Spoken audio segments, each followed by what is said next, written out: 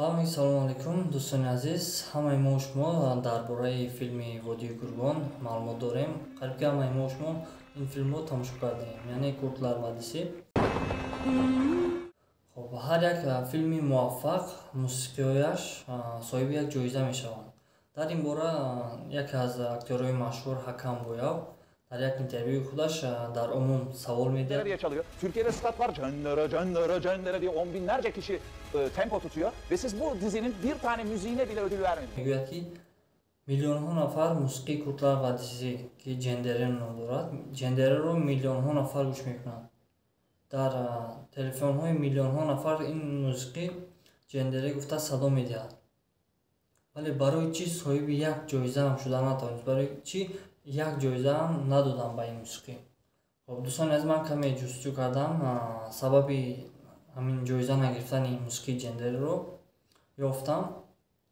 خب سببش همین می شود که این موسیقی از یک ذکر الهام گرفته شده است، یعنی با پیروی به یک ذکر ترتیب داده شده است. مؤلف موسیقی جندره روکن کردار در یک اینترویو خودش درباره تشکیل نامدادن همین موسیقی جندره کمی معلومات میدهد که چطور ترتیب یافته است این موسیقی.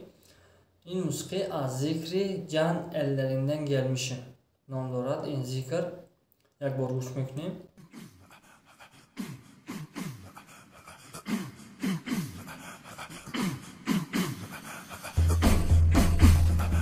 فکر میکنم که این ذکر و این موسیقی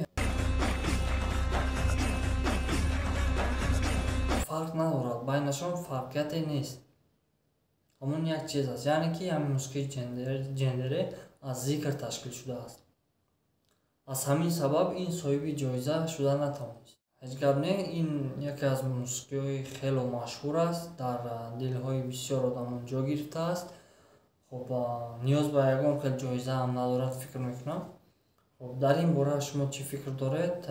و یک سوال دیگر که وقتی که یکمین سریالی ودی گورگون رو تماشا کردید چند ساله بودید؟